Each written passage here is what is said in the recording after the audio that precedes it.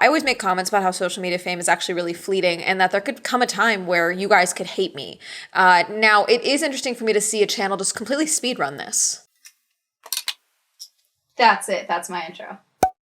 Hey, I'm Amanda, you're watching Swell Entertainment, and today we are talking about Watcher, the Watcher Boys, and WatcherTV.com. Why? I've been asking myself the same question throughout all of this. At the time you're recording this, this is the day after the guys have put up an update video about the backlash and everything from the first video. We're going to talk about the entire situation, but we're going to talk about the first video first, obviously. So if you're going to sit here and be like, they already responded to this, I don't care. We're going to talk about it in its entirety, okay? Because this whole thing was a masterclass of what not to do as a channel that is struggling or a channel that is trying to make more steps, okay? And do more things. So let's discuss the whole process and then we can discuss their update and we'll talk about it all. It's coming.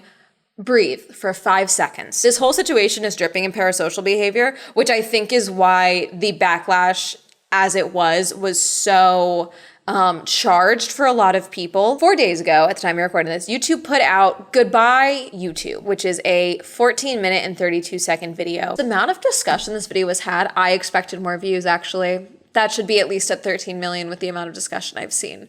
So the fact that it's only at 1.9, I don't think is a good sign. That sounds ridiculous, but I need you to understand how many think pieces I have seen on this video already. And the fact that it's only nearly 2 million views, I don't think that's, oh God, that's probably bad. That means you really got your people.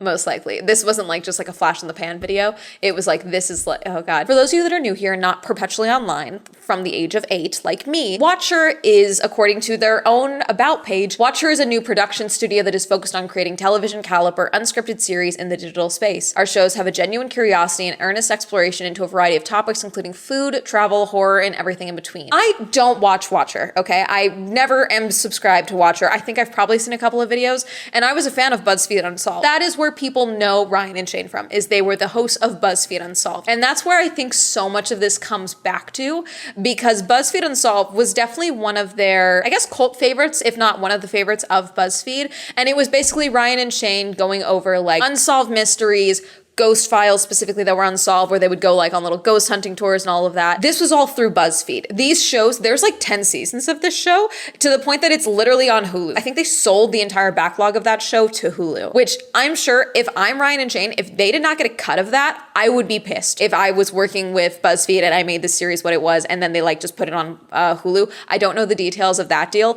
but if it was that, I also would be like, we're done. But like, that's where people really came to love them. I watched that show. I thought it was funny. I still rewatched old BuzzFeed Unsolved episodes, okay, here and there.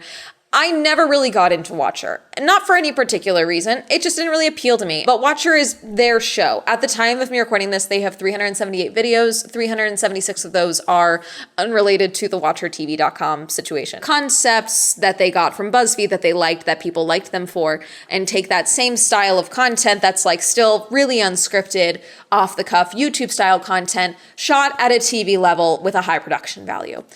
My question is this necessary? Now, this is going to sound like a tangent, but one of the most formative moments for me as a YouTuber, in 2022, I went to Vid Summit for the first time, okay? And I had someone tell me, I love your videos. I had no idea you could become like a full-time YouTuber just talking to a camera. And someone like me who has been watching YouTube since I was in middle school, that really floored me because I was like, what do you mean? That was the entirety of what YouTube was for years.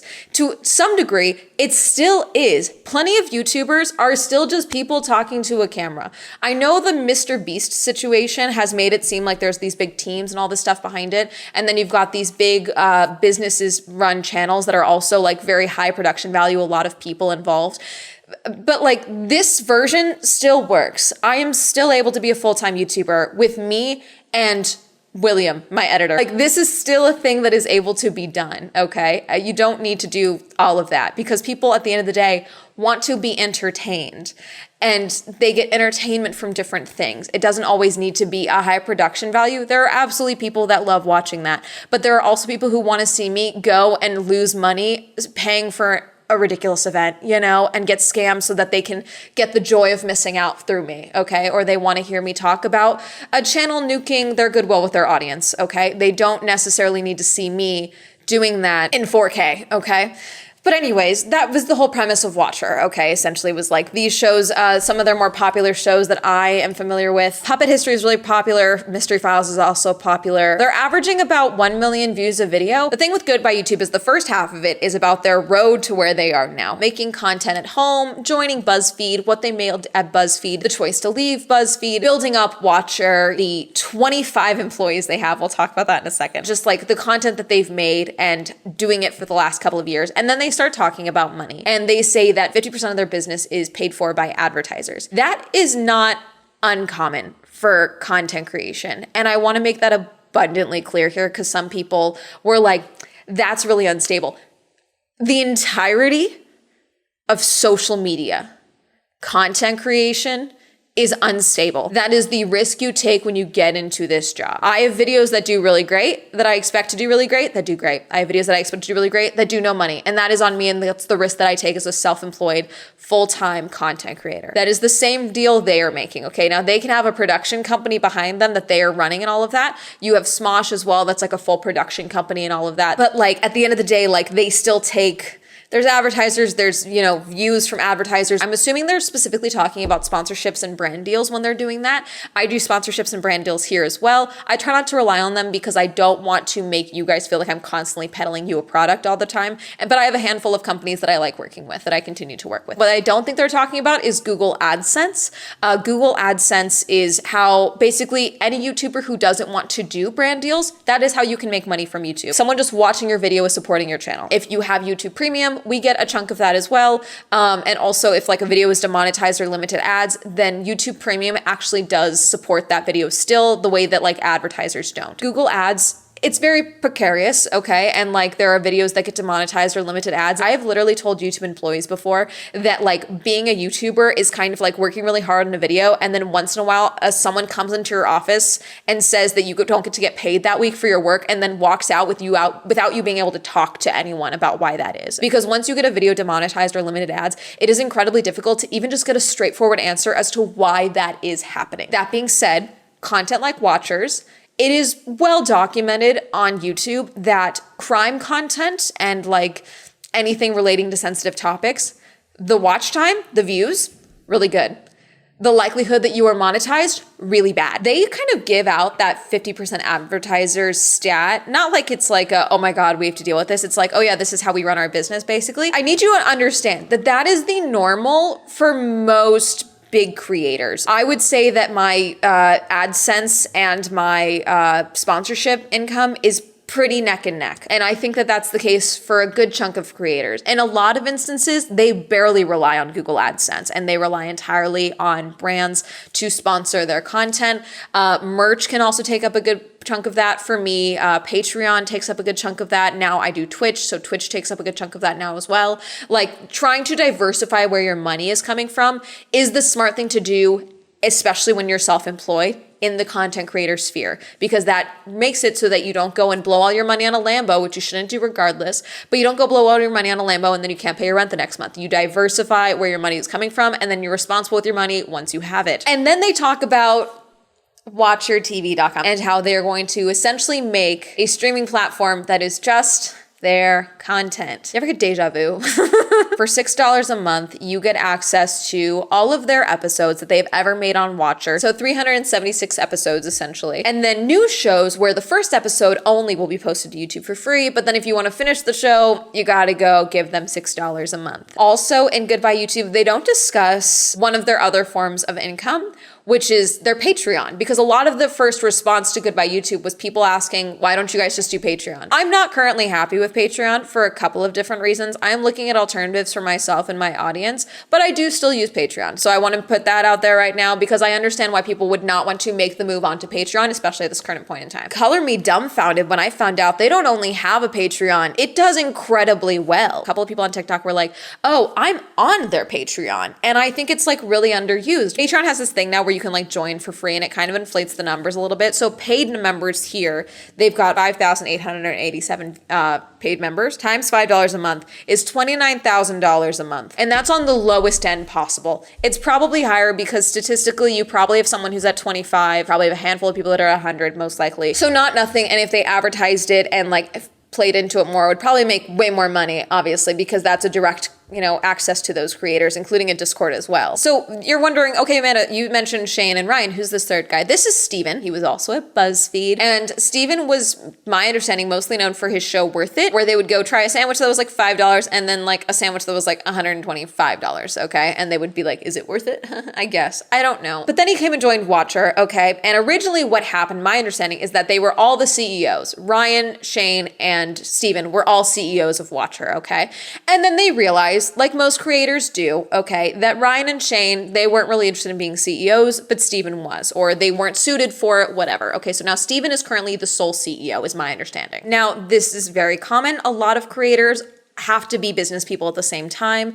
And it's not always the best bet. If you can be like me, who's clinically insane and was a creative raised by two people in business, therefore I'm crazy and make this work. But there's also a lot of creators who are just like, hire me a manager, hire me a business manager, hire me a CEO, and then I can just make content and do whatever I want, and that's all I care about. So that's not uncommon to have one person or someone else even be the CEO of your company. Still means that you're the figurehead and you will still crash and burn if your image crashes and burns, because that's just the nature of content. So 8 days ago, they said breaking: Andrew Ilnicki and Adam Bianacci joined Watcher. The trio will produce and star in a brand new food show. We picked up where we left off with Worth It, but we're also making something completely new, Andrew shared.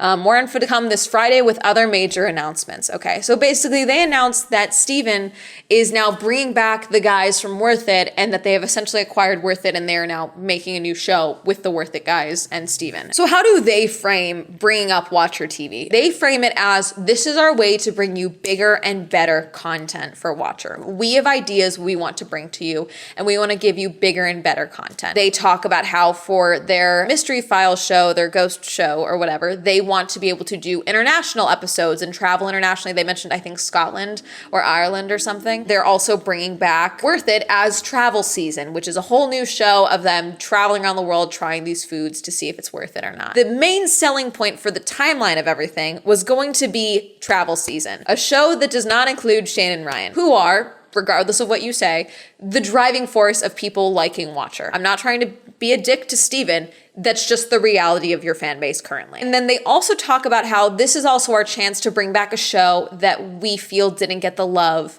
it deserved the first time, and that this was the chance for fans to like vote on this show. They fumbled the entirety of this, but this right here is where I'm like, oh, you could have fixed this so easily. Part of why they decided they wanted to do Watcher TV is that there are times where they have done videos that don't make it on the trending page, or that every single video that they've made has not made it on the trending page, but they have made it. Shane wanted us to know that they have made it on the trending page, but because there are episodes that they have done that haven't made it on the trending page, they think like, just because it didn't make it on the trending page doesn't mean it wouldn't do well on a streaming platform.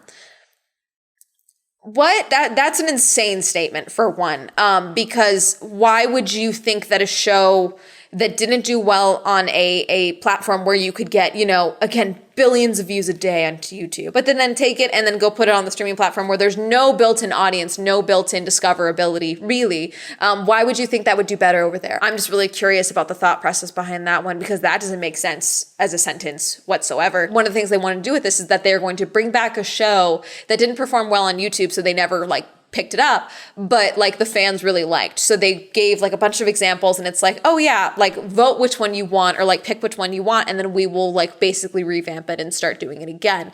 This, you guys fumbled, because there was a secret way you could have done this, and then you already could have had handful of episodes available on the site. That way people would at least be oh yeah, new content already on watcher.com. They could have done a YouTube community poll, Twitter, anything like that. Hey, what's a show that you guys really like that you wish we did more episodes of? Because what they end up doing is that currently Watcher is not actually live. WatcherTV.com is not live. It's in a beta program right now. It doesn't officially launch until May 31st, okay?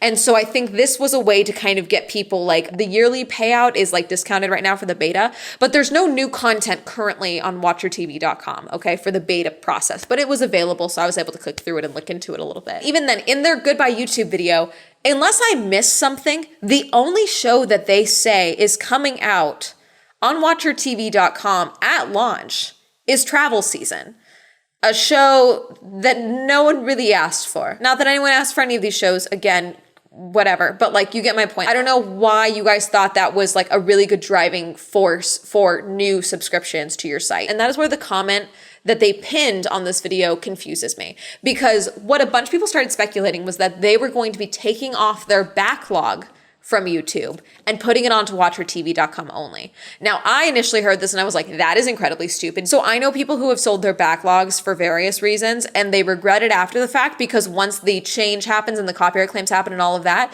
they lose 50% of their monthly ad revenue, because they didn't realize how much of their backlog was like contributing to their monthly revenue. They get views for years. So it's like, I thought that was an incredibly stupid move. Turns out that's not the case. It sounds like maybe it was at one point, but then they decided it wasn't because of potential like backlash, because they didn't foresee all of this backlash, but they expected maybe some of that. So then they commented, because originally it just said, the fun will continue at watchertv.com. We hope to see you there. Edit. Hey y'all, seeing a lot of folks saying that we're pulling all of our content off YouTube. To clarify, all of the content on our YouTube channel will continue to live here forever. For new seasons, the first episode will be released on YouTube, with the remaining coming out exclusively on the Watcher platform. That's the entire comment.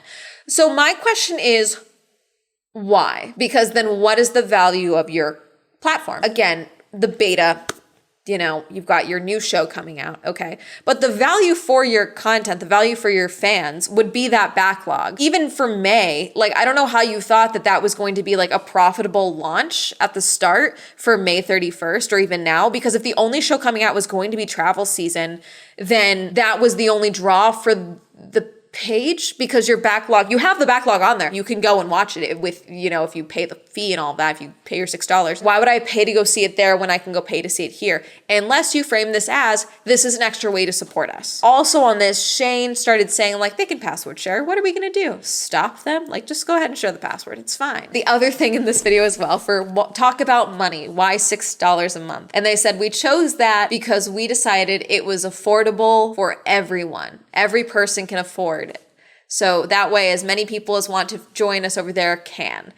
And then Steven's comment on Instagram, if he's smart, he deleted it. Nope, still up. Okay, this is Steven's post announcing 4 days ago a photo of, travel season, the guys, all the stuff. I gave everything I had to YouTube over the past 12 years, but it's finally time to say goodbye. Today marks the day we officially move to our independent streaming platform, Watcher. For those who won't be joining us on this next chapter, thank you for all your love and support. I wouldn't be here without you. And for those who want to continue watching, you can become a member of our streaming service at watchertv.com to access everything we make completely ad-free.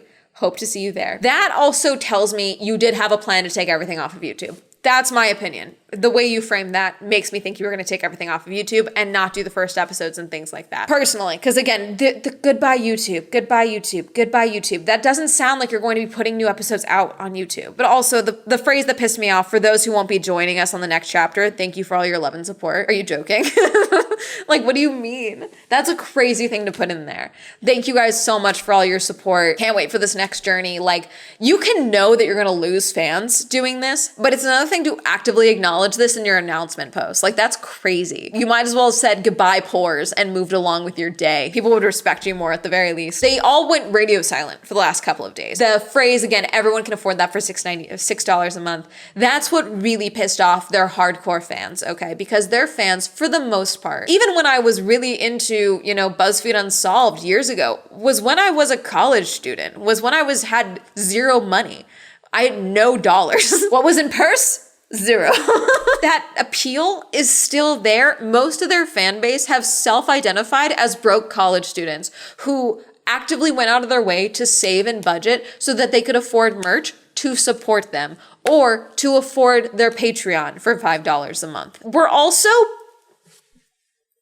as a country, not doing well financially. I live in California. Gas gets close to $6 a gallon regularly, okay? Because money. The ongoing complaint that I hear from everyone, it's like, I don't need another streaming service, okay? At least with Patreon, they're usually supporting multiple creators or pledging to multiple creators on one page with Patreon. That's the one thing that hasn't gotten me off of Patreon, is because I know that a lot of my viewers over there are already supporting other people, and it's really easy for them to support people via Patreon. To ask someone to straight up go to a whole new streaming service that only has your content on YouTube, which I believe is maybe max 8 episodes a month, is my understanding, that's not enough, okay, for people to pledge for that, okay? It just isn't. And then people were also really defending Shane in this because Shane regularly makes comments throughout his content about, eat the rich, snitch on the rich, things like that constantly, okay? So again, you've built up that also in your audience.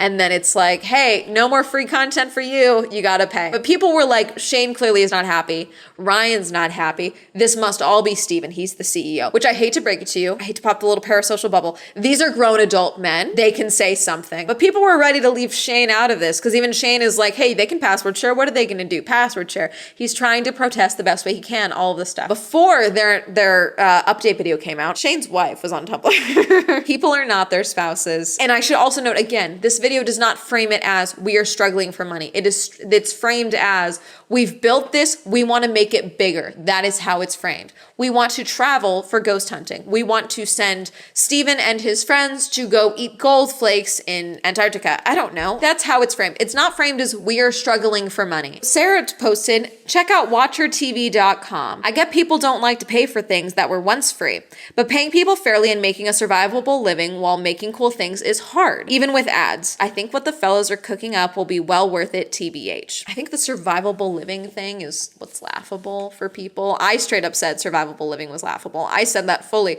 because no one needs 25 employees. You just don't. I'm sorry. I'm going to say this right now as well. Business is hard. You have to make hard decisions. And I'm not advocating for people to get fired or laid off or anything like that. But if you have structured your business poorly, that is not on your followers to help you make more money to fix those decisions. Because no amount of money will fix bad business practices. You can think that like bringing more money in constantly will just make it easier. It won't. You'll hire someone else and then you won't be able to pay them and then it'll be back and then you'll be making the puppet make an OnlyFans. Okay, you'll do something like that. And now we have the update video. So let's go to the update video. I think this is as good of an update as can really be expected for the situation. They probably put too much money into watchertv.com. That was never gonna just go away. We knew that. They apologized repeatedly. They apologized for being insensitive and for, not thinking about, people's incomes and things like that with the insensitive comment about everyone can afford it. And they also acknowledged Patreon in this video finally. And they basically just said that they did a really bad job of explaining why they need to do this transition. And they basically just explained the money situation of Watcher, okay? And that it's become very difficult to continue to make the content they have been making and to sell their content to advertisers. Like I said, the content that they make as far as like, crime content and things like that, doesn't matter how pretty it looks, a lot of advertisers don't want their names on that. And so now the platform is basically going to be changing that if you want to get the episodes for their shows early and ad-free, you can get them on Watcher, and then the month later they will be available for free on YouTube, which I think is probably the best case scenario. It is basically becoming another Patreon. Now for also Patreon members as well, they will be getting a code so that they can get access to the Watcher platform for free through their Patreon. I'm assuming this is going to be a month-to-month code, if not like a 1-year code. We'll see. I'm not sure how that's really all going to play out. They also explained that anyone who did decide to buy into Watcher before all these changes have the opportunity to get refunded if they don't like the way the new restructuring is going to be working. They go on to say that staying on YouTube only has made it difficult for them to stay relevant to advertisers and relevant on YouTube with the ever-changing algorithm and landscape, and that they were trying to look for options that could make it so that they don't have to end Watcher, as well as, don't have to let people go that have made Watcher what it is behind the scenes. And they basically acknowledged that though they found that Watcher TV was the best way to do this, they didn't think of the logistics of how this would impact their audience. Which, I'm sorry, what do you mean? As a small business owner myself, I get it. It's difficult. But you obviously knew there would be some form of backlash, because I don't think you make Steven's Instagram caption without expecting that you were going to lose viewership, in my opinion. I don't think you make that caption without believing that. And so you just didn't think that it would be 90, 80% of your audience for that. And there are people, I should say, that are still not happy with this response, okay? Or at least they're not happy because have had the wool pull over their eyes or whatever. Or they're just not happy with how this whole thing was handled, and that they basically did, radio silence for 3 days because of all of this. But there are also people who totally think this is a reasonable response and that they are done, with being angry, and that they're going to subscribe to the Patreon and to Watcher, which I think is just a bot. Because what do you mean you're going to do both? That doesn't make sense. But basically that they are looking forward to the show and things like that. But they still have lost quite a lot of of subscribers. They were at just under 3 million at the time, and they are now at 2.84 million. I do think some of that has come back. Some people have come back, but some people are not. Let's go through some of these comments on this one. The absolute crisis mode these guys must have been in over the weekend. I paid $5.99 to be a fly on the wall of that Watcher office these last 72 hours. I'm glad they apologized and came up with a compromise, but I still wish they'd realize they don't need high budgets or a huge staff. Their amateur video days were their best. And I think that's the sentiment that I have seen quite a bit, especially on TikTok. Like, people loved BuzzFeed Unsolved, where there would be certain cut scenes where they would be like telling a story, and it would all of a sudden cut to a black screen, and it would be white and blue text to show Shane and Ryan bantering back and forth, okay? And it would just be like literally moving text on screen. People love those moments. They are still referenced and used as memes to this day, years later. I don't think that has happened with any of the Watcher content, because you can have the highest production value. I'm not saying this is the case, but I'm saying that you can have the highest production level possible, okay? And still have unentertaining content that doesn't connect with people. You are not entitled to an audience that loves your production value if they don't love the content. Same with any YouTuber that is watching this, but I shoot in 4K, I should have 1 million followers. Are you entertaining? Are you smart? I don't know. What else do you bring to the table other than my video is crisp? Because like, I'll tell you what, I know creators who still shoot on iPhones and edit on iPads. Their mics are from like Urban Outfitters, okay? Those little mini, they still record on those. People want entertaining content. So much of my audience that I know for a fact is you guys, hi guys, is people who are artists who are not even watching this video right now. I am being played as a podcast. They don't need the high production value. I could be filming on a potato and they would still tune in because they want to hear me talk about something they barely care about. A bunch of the people watching this probably have never heard of you guys. They're just like, oh my God, wait, Swell's gonna talk about something? Crazy, great, welcome on in. I'm not trying to say I'm better than the Watcher guys. I'm trying to say you don't know what your audience wants really, because they don't want the crazy production values. Someone on Twitter, on TikTok was like, I don't know about you guys, but I think we have ghosts at home. I'm cool with local ghosts. I'm cool with local ghost hunting. I don't think we need to go to the UK. I don't think that's necessary. You know, like we've got ghosts back home, which we do. We've got a lot of ghosts in the US. As someone who makes some very expensive content, I just got back from Japan. Those videos are not going to make back the cost of that trip to Japan. I know that, okay? So I have videos that are also sponsored, and then I have videos like this one. This cost me nothing but several brain cells to film, and then I'm gonna pay William to edit it. And that is the entire cost of this video, okay? Because I know that I need to do videos like this and just talk about topics that I'm interested in, or I wanna be nosy and I wanna deep dive because I'm crazy, that I need to make videos like this so that I can be able to afford to do those bigger project videos or go to an event that costs $500 or something like that, because my audience wants me to go and review that event, okay? Like that, I know that that's what I have to do because that is how I keep my business, my income, my revenue, my total gross profit and costs in balance as a business owner. If you have fumbled how you laid out your business, that is not on your audience to fix. Now, if you do have to, comes to a point where you do have to fire people, then the best thing you can do as a business owner is help people find new jobs. The best thing you can do as a business owner, like, hey, we have to let you go, but we're gonna let you a glowing letter of recommendation. We know several other people that would love to have you. Let's try and get you new work, but like we can't afford to keep you on right now. That is the difficult thing you have to do in business. It sucks, and I don't want anyone losing their job, but that's the reality of the industry that we are in. The thing about content creation is it's one of the few industries that has no earnings cap. And so like tech, we're seeing this insane thing happen as well, where people are just expecting exponential profit and exponential growth. And that is not sustainable for anyone, but especially audiences and platforms in general. So many creators are feeling it. And the answer is be more responsible with your money, be more responsible with your finances to avoid things like this happening. A bunch of people have shared like, you know, how could they have done this, you know, in a way that would make it so that it wasn't so alienating to audiences.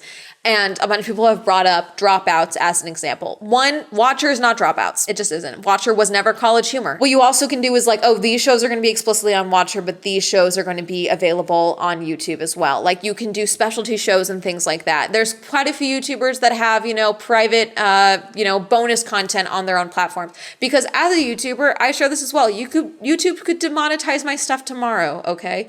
So I am a big fan of owning your content. Having a place where you actually own where all your videos are and you control all of that, I think that's fine. Having watcher.com where you've got all your stuff extra shared, that is fine. I don't know how you ever thought that having only travel season at launch was going to be a good idea. Someone brought up a good point that I didn't even think about. I'm no economist, but if you're struggling to pay your existing staff, I doubt hiring 3 new hosts is a way to resolve that issue. Valid flippin' point. What are you doing? Why would you acquire a new show when you can't afford to pay your existing staff if it's that difficult? Anyways, do I think this will kill Watcher? No, I think this is going to make it very difficult for them. But if anyone who is still watching them over this time, we'll see what happens in the next couple of months. I think the next couple of months are critical. I think you guys have really nuked the goodwill you had with your audience.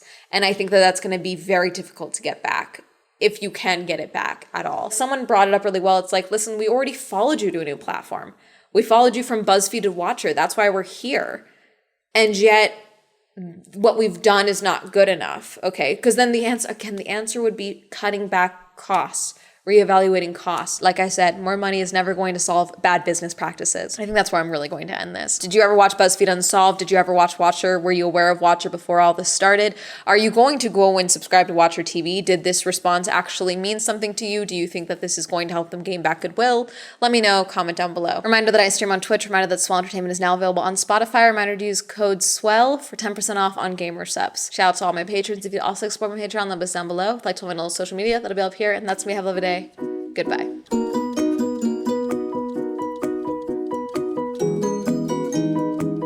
Why would you ever say we chose $6 a month because everyone can afford it when everyone's already paying for so many streaming services and you've previously sold your content for free, essentially? Bad choices all around. Thank you, Oz, Eva, Ayana, Abby, Angel, Goth, Glynn, Palace, Pink, Jasmine, Lauren, Amy, Aslan, Medic, Rosie, Victor, Andrew, Tenzin, Sam, Mae West, Michael, Ryan, Adira, Nathan, Zwink, Literal, Jeffrey, Randy, QWERTY, Nomad, Thomas, Tasha, Donnie, Winter, Kenny, Robert, Cameron, Elliott.